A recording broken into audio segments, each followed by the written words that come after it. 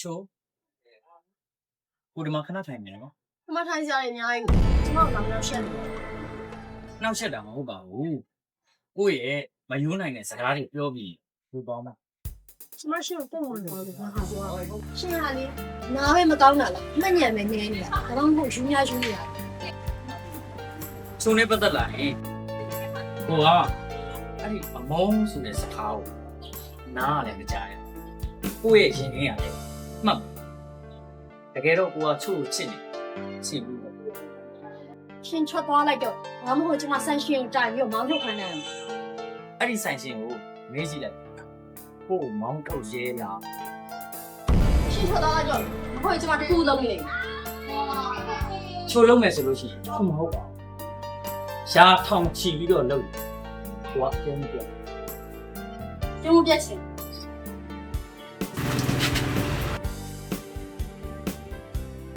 ဝမ်းသာလိုက်တာချိုရဲ့ချို့ကိုချစ်လို့ဘလောက်သီးခတ်နိုင်လဲဆိုတော့ပြခွင့်ရတယ်တော့ကျေးဇူးတင်ပါတယ်ဒီမှာနောက်တစ်ခါကြာထပ်လောင်းလိုက်ပါ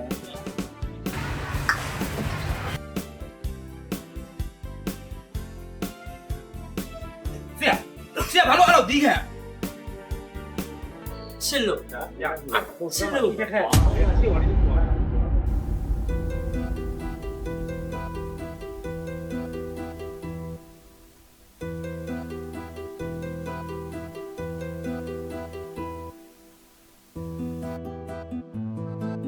မေး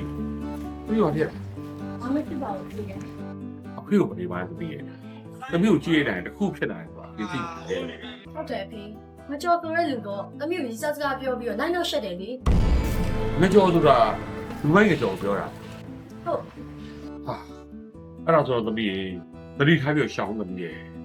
အဲ့ဒီကောင်ကအတိတ်မရှိအနာဂတ်မရှိတဲ့လူမိုင်းကိုဖေးချဖို့ငယ် သူဟာသူကတော့မမိုက်တမီးကတော့မကြောက်ပါဘူး မကြောက်လို့တော့မရဘူးသမီးလူမိုက်ဆိုတာမျိုးပါလေကိုဘွားကိုလည်းတန်မိုးမထားလို့လူများဘွားတွေကိုလည်းပဲတန်မိုးမထားဘဲဖြတ်စည်းတတ်တယ်သမီးရေ အဲ့လိုတော့နေတော့ဖေးပုံနေတယ်ဖေးရဲ့ ပုံလုံးလည်းဖြစ်သမီးမိန်းကလေးမွေးထားတဲ့မိဘဆိုတာသာသမီရွယ်မြောက်ခင်မှာလည်းပဲမဖြစ်စင်တိုင်းဖြစ်မှာကိုတွေးပူရတယ်အရွယ်ရောက်လာတဲ့ခါကျတော့လေဖြစ်စင်တိုင်းပဲဖြစ်မှာပူရတယ်သမီးရဲ့ ဟုတ်ကဲ့ပါဖေးတမီးနာဆိုဆင်းနေရှောင်းလိုက်ပါ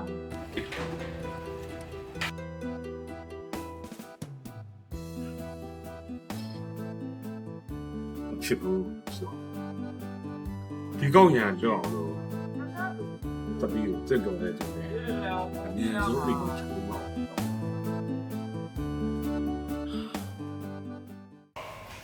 ကျော်ကျော်ရေ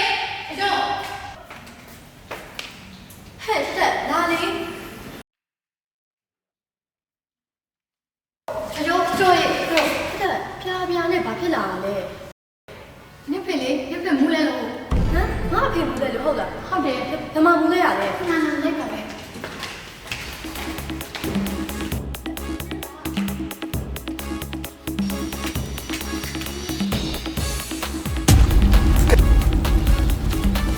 ထထအဖေကဘာမှမူးခဲ့ရတယ်အခုနေရောက်သေးတာဟုတ်ပါပါညီမလားဖေကအရင်စိုးရလားဟင် ချို့ရဲ့ဖေဖေကဘာမှမဖြစ်ပါဘူးချို့ရဲ့ နေရ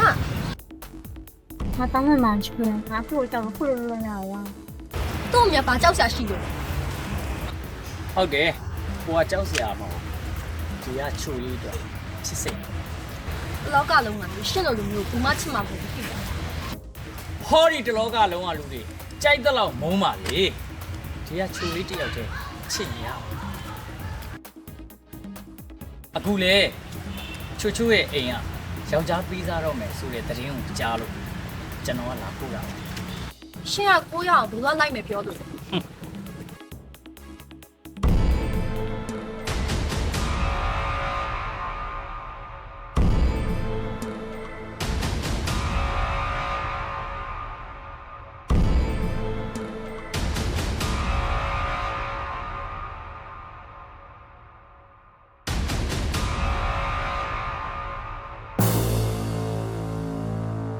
ဦးလေးကျွန်တော်ယူသေးသောနဲ့စာရေးလိုက်ကျွန်တော်ဦးတို့ရဲ့သမီးကိုမြစ်တာရှိလို့ ခိုးပြေတော့သူလိုက်ပြီးရှာလဲတွေ့တိတ်တယ်မစိုးရပါနဲ့ကျွန်တော်ချို့အသက်လို့တန်ဖိုးထားပြီးတစ်သလုံးချစ်သွားမယ်ဆိုတာကျွန်တော်အာမခံပါတယ်ငါချို့တပီးခတ်တော့ပါပဲတပီးခတ်ပြီးတော့ပါမယ်တပီး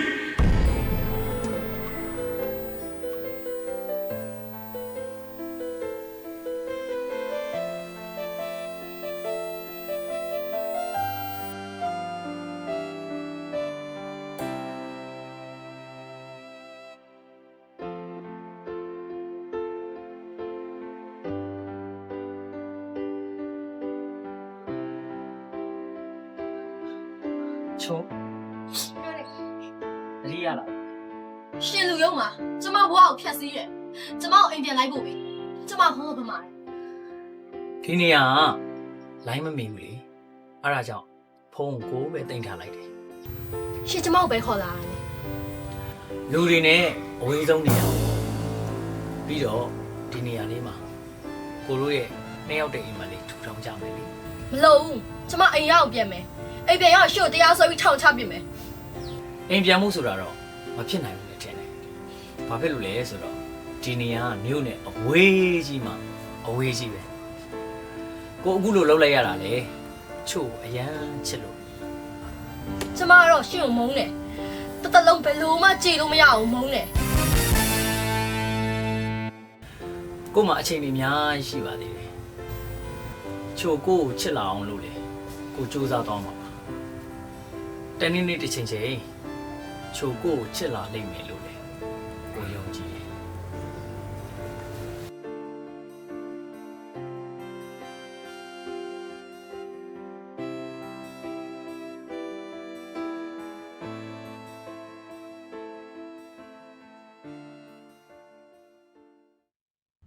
ဆရာရေဘာလို့ကိုယ်တိုင်လုံနေရတော့ ဟုတ်သားပဲဆရာဆရာလို့ချင်တယ်ပြောကျွန်တော်အကုန်လုံးပြင်ပါဗော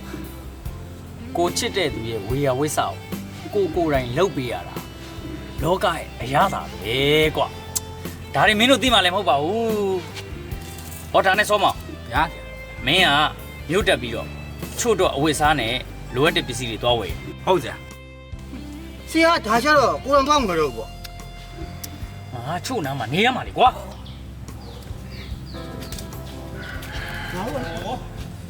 ကြံနေရော့ရော့တင်းလိုက် ဟုတ်ဆရာဟုတ်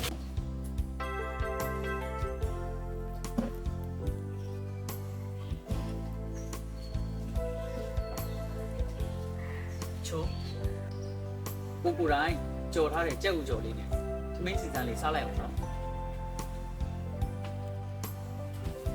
စား စားလိုက်ပါချို့ရဲ့နော် မစားလို့ပြောနေတယ်လေပြေးသွားတဲ့အေးတာပဲရှင့်လို့လူအများစီကနေမတရားရထားတဲ့ပတ်စံနဲ့ကျူးရတဲ့မျိုးမစားနိုင် ကိုလူမိုက်လုပ်ခဲ့တာတော့မှန်ပါပဲဒါပေမဲ့ဘယ်သူအပေါ်မှကိုမတရားမလုပ်ခဲ့ဒီနေ့ကစပြီးတော့အဲ့ဒီချို့မကြိုက်တဲ့လူမိုက်အလုပ်တွေကိုလည်းမလုပ်တော့ဘူးလို့ကိုဆုံးဖြတ်ချက်ချလိုက် ရှင့်ရရှင်စိုးစိုးမမိုင်ကျမနဲ့မဆိုင် ဆိုင်နာပေါ့ချို့ရဲ့အခုဆိုရင်လေကိုတို့နှစ်ယောက်ကပစိုးတန်းတင်အကျဉ်လင်းများအဖြစ်ကိုရောက်နေပြီချို့ရဲ့ချိုးရတာကို့အပေါ်လင်ယောက်ျားအဖြစ်မတတ်မှတ်တော့မှကိုကချို့ဇနီးမယားအဖြစ်တတ်မှတ်ပြီးသားပါချို့ရဲ့ကိုထမင်းနောက်လိုပဲတော့ခုလိုက်မယ်နော်ခဏဆောင်နော်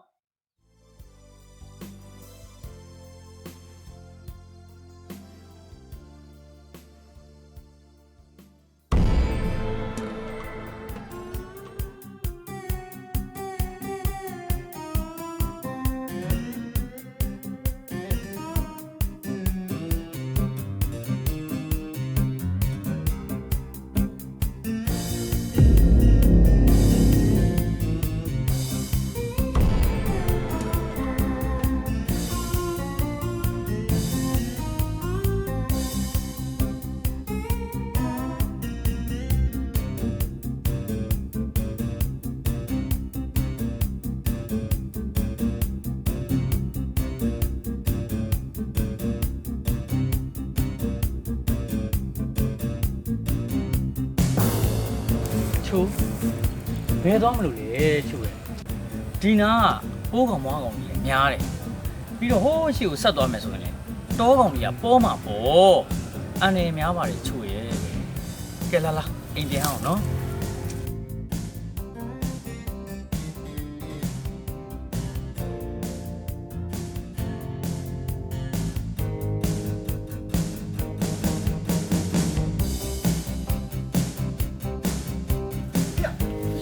ရှာနေအောင်租တယ်ဟဲ့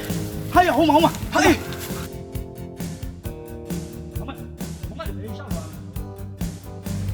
အောင်အင်းတို့နှစ်ကောင်ကိုချို့တေချာကြည့်ထားပါလို့ငါမှားထားတယ်နော် ဟုတ်ပါရဲ့ဆရာကျွန်တော်တော်ထဲမှာလေမမိုက်စားဖို့ဟင်းသားပါဆိုင်ရောမမခုလိုထွက်ပြေးသွားတာပါ တာဝန်ပေးထားရင်တာဝန်ကြည့်အောင်လုပ်ရတယ်ကွာစင်ကြီးပေးတယ်ပါဇက်ထမင်းငတ်တယ် နေစမ်းမ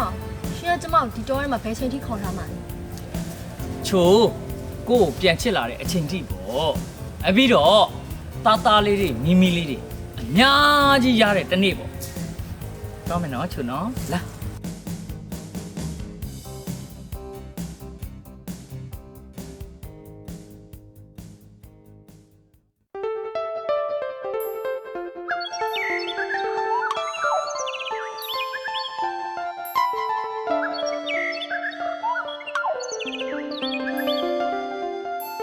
ချိုးဒီမှာချိုးအတွက်ကိုလက်ဆောင်လေးလာဒီအင်ကြီးလေးကကိုယ့်ရဲ့ဘဝမှာအဝယ်ပေးခြင်းဆုံးအင်ကြီးလေးပဲချိုး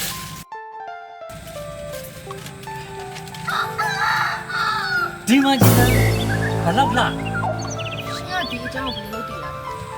ဩချိုးရဲ့ဟိုနေ့ကလေချိုးမူးလေတော့မျိုးကဆရာမကိုသွားပင့်တယ်အဆရာမကိုလိုက်ပြီးတော့အဆရာမပြောပြတာ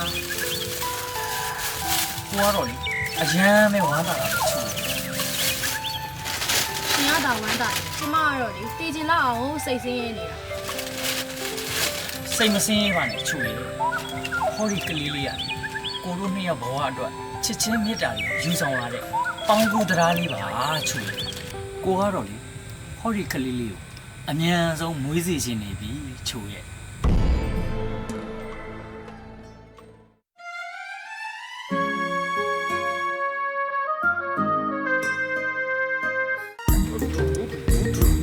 အတူအတူအတူအတူ ဟောဆရာရဲ့ကလေးကိုတနေကုန်တနေနဲ့ချီတာညောင်းပါဗောကျွန်တော်တို့ခဏပေးချီခိုင်းနေဆရာ မညောင်းပါဘူးကွာကိုသားသမီးကိုချီတာပဲဘာလို့ညောင်းအားလေဖြစ်နိုင်ငါမိမတော့ငါပေးချီနေတာမဟုတ်ဘူးကွာ နေမချီလို့တော့မရဘူးကြော်ရေပေးအောင်ကလေးကိုမမနဲ့စာကျွေးရအောင်လေ စကားအဖြစ်ပြောတော့ပါငါမိမရဲ့အာဒီရှူမွတ် ဟောက်ကြ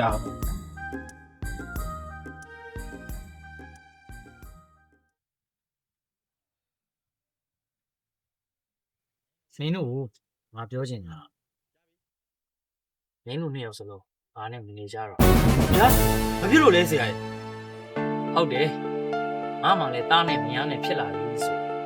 ငါသားလေးရဲ့ဘဝရှိရင်ငါထူထောင်ရအောင် အဲ့ဆိုကျွန်တော်တို့ကဘယ်မှာနေရမှာလဲကျွန်တော်တို့ဆရာနာမနေဝင်မပြနော် ငါနဲ့နေတာဘာမှမရှိဘူးမင်းတို့ရဲ့ဘဝရှိရင်ရှိသေးတယ်လူဆိုတာအတိတ်တွေအနာဂတ်တွေရှိရတယ်ငါတို့ဖြတ်တန်းလာခဲ့ကြတယ်လည်းမရှိနားလည်းမရှိပြန်တွေးကြည့်စမ်းဘလောက်ညောင်သားရဖို့ကောင်းအဲ့ဒီတော့ကိုကိုကကိုထူထောင်ကြဖို့ငါပြောတာနားလေတာ နားလည်းပါဆရာ သူတို့သာမရှိရင်ငါဒီကထွက်ပြေးဖို့လွယ်ပြီတားလေးကိုခေါ်တော့ရင်ငါဒီကလွတ်မှမချင်ဘူးနောက်တစ်ခေါက်မှပြန်လာခေါ်တော့ကောင်းပါတယ်လေ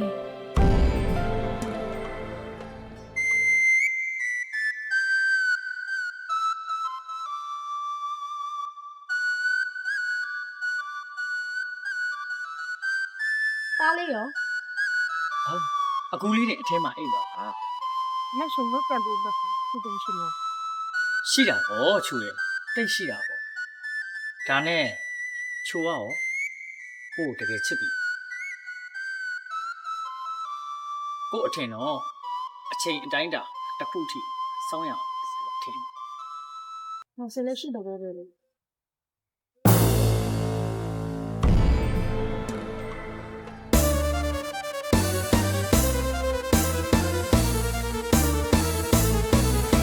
ချိုကို့တရားနဲ့မထားခဲ့ပါနဲ့ချို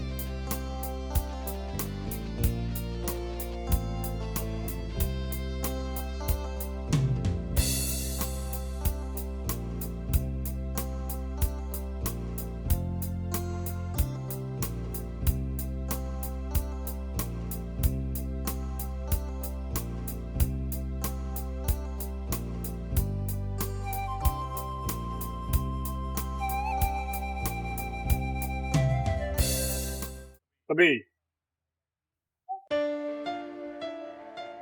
မီးကိုပဲစားနဲ့ပြောချင် ပြောပါသေး ချားတော့မပေါ့သမီးတို့အိမ်တော်ရဲ့ကိစ္စကိုသမီးကတော့ ဒီအဲ့ဒါပဲစဉ်းစားနေတာအခုချိုးရပြေရှာမလာသေးပါဘူး အဲ့ဒါဆိုရင်ဖေတွေးထားတာလေးပြောဖေတွေးထားတာနှစ်ခုချင်ပြီတစ်ခုကတော့အဖေတို့ကုန်သိခါသမီးရဲ့ကုန်သိခါအတွက်အဲ့ငကြော်ဆိုတဲ့ကောင်အလုံးမတူပေါင်းစည်းမှုနဲ့ပတ်ဆိုင်အောင်တိုင်ထားလို့နောက်တစ်ခုကတော့ကိုယ်လည်းကိုယ်သားနဲ့ကိုယ့်ရဲ့စာရတဲ့ဘဝလေးကိုအဲ့မှာအရေးကြီးတဲ့ချက်ကအဲ့လိုတိဆောက်မယ်ဆိုရင်ကိုယ့်ရဲ့နေယောက်ျားကိုယ့်ပေါ်မှာတစ်သက်လုံးချစ်ချင်တာနဲ့ပေါ့ပါမလားသားလေးပေါ်မှာရော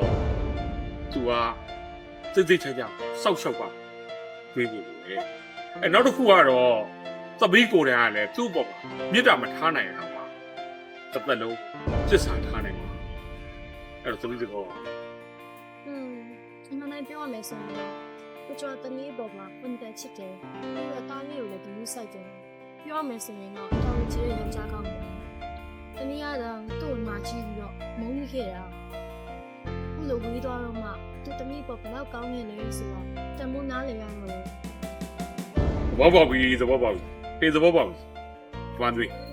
သမီးနေခဲ့တဲ့နေရာလေးကိုသမီးပြန်သွားမယ်ဆိုမှတ်မိသေးတယ် မမိမယ်ထင်တယ် အဲ့ဒါဆိုရင်အဖေတို့တွေအမြန်ဆုံးသမီးရဲ့ကလေးနဲ့သမီးရဲ့ယောက်ျားရှိတဲ့ရွာလေးကိုသွားကြရနော် ဟုတ်ကဲ့ဖေ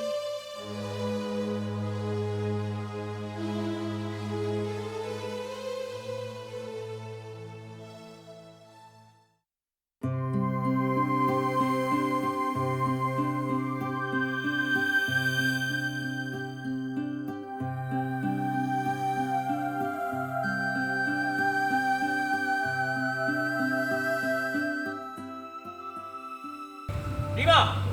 စားစရာလေးပါလေမရှိဘူးလား မရှိဘူး ဟာမလိန်သားပါနဲ့ဗျာခမ ्या ကလည်းဟိုမှာတွေ့နေတဲ့ဥစ္စာကို အဲ့ဒါငါတို့စားဖို့ ခမ ्या တို့ကတော်တော်အကျဉ်းသားတရားခေါင်းမှန်းကြတာပဲနော်ဘိုက်စာနေတဲ့သူကိုကျွေးတာဘယ်လောက်ကုသိုလ်ရတယ်မှတ်တယ် မရှိဘူးသား ဟာ ဘာမှမပြောနိုင်ဘူး သွားပါသွားပါ လက်တာမိုင်းတော့ ဟ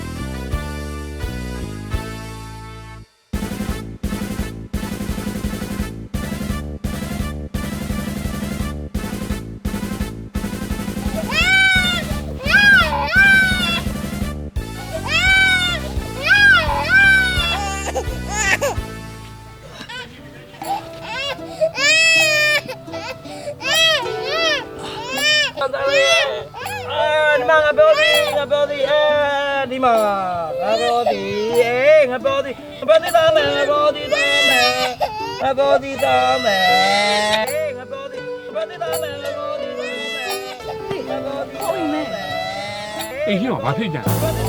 လာလာလာ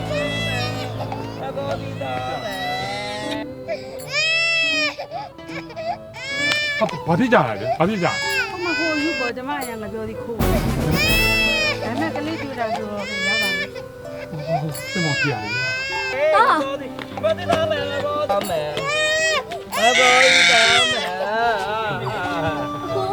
မဖြစ်ရလေအခုလေအခုလိုအချိန်ခဏလေးအတွင်းမှာဘာလို့ဖြစ်သွားကြရလဲ နေဘလူးလေနေပါလားငါကလေးပြန်မေးနေဘလူးနေဘလူးဟာဘလူးလေတော့ကြအောင်သာငါကလေးဘလူးနေဘလူးနေတော့ငါကလေးမပေးလားငါကလေးနေတော့မပေးလား ချူရင်ထောင်တော့နောက်ကျသွားခဲ့ပြီလား အေးဟာငါကြောင့်ဟာလူမိုက်တော့လူမိုက်ပါပဲဒါပေမဲ့တကယ်ကိုတန်ဝန်းနေရှိတဲ့လူမိုက်ပါပဲဟာ နေဘလူးနေသွားဟဲ့ဘလူးအများသွားဟာကြောက်ကလေးဘလူးမမေတော့ကြအောင်သာငါကလေးတော့ကြအောင်သာ